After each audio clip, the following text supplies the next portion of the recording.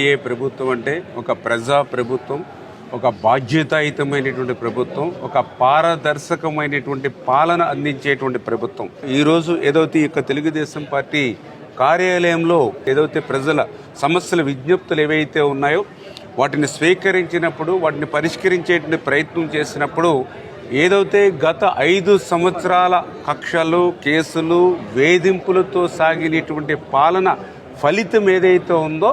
ఆ ఫలితం ఈవేళ ఆర్జీల రూపంలో పెద్ద ఎత్తున ఈవేళ పార్టీ కార్యాలయానికి వస్తూ ఉన్నటువంటి పరిస్థితి. అందులో పర్టికులర్గా ఎందుకంటే ఆ రోజు నేను కూడా అసెంబ్లీలో చూసాం. ఆ రోజు ఉన్నటువంటి ముఖ్యమంత్రి జగన్మోహన్ రెడ్డి నాకు కులం లేదు, మతం లేదు, రంగు లేదు, పార్టీ లేదు అని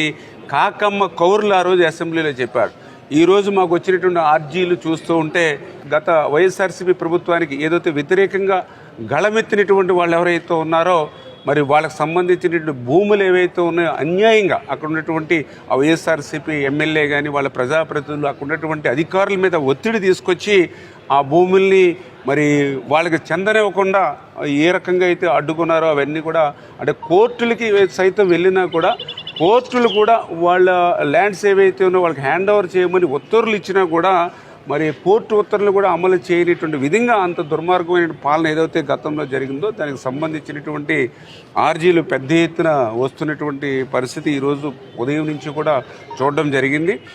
ఇట్లా ఏదైతే గత 5 సంవత్సరాల కష్టం, నష్టం, సమస్యలు ఏవైతే ఉన్నాయో వాటిని అన్నింటినీ కూడా సంబంధిత శాఖలకి అదేవిధంగా ఎవరైతే కలెక్టర్స్కు, తహసీల్దార్స్కు స్వయంగా ఫోన్లలో సైతం మేము కూడా మాట్లాడుతూ ఆ సమస్యలు అవకాశం ఉన్నంత వరకు అక్కడికక్కడే పరిష్కరించేటువంటి విధంగా ప్రయత్నం చేసినటువంటి పరిస్థితి ఈరోజు జరిగింది. ఖచ్చితంగా రేపు రాబోయేటువంటి రోజుల్లో కూడా ఆ ప్రజల ఆకాంక్షలకు అనుగుణంగా అంటే ఏదైతే చాలా వరకు కూడా మరి ఏదైతే పింఛన్స్ కానీ లేదంటే ఉద్యోగాలు, జాబ్స్ కానీ లేకపోతే ఇళ్ల స్థలాలు కానీ ఇట్లాంటి వ్యక్తిగతమైనటువంటి సమస్యలతో కూడా చాలామంది వస్తున్నటువంటి పరిస్థితి. ఎందుకంటే గత 5 సంవత్సరాల్లో ఎక్కడ విద్య, ఉద్యోగ, ఉపాధి అవకాశాలు లేకపోవడం, పెన్షన్లని ఏదైతే 300 యూనిట్లు కరెంట్ ఉందని, బాడుగా కారు ఉందని, 300 అడుగు ఇల్లు ఉందని,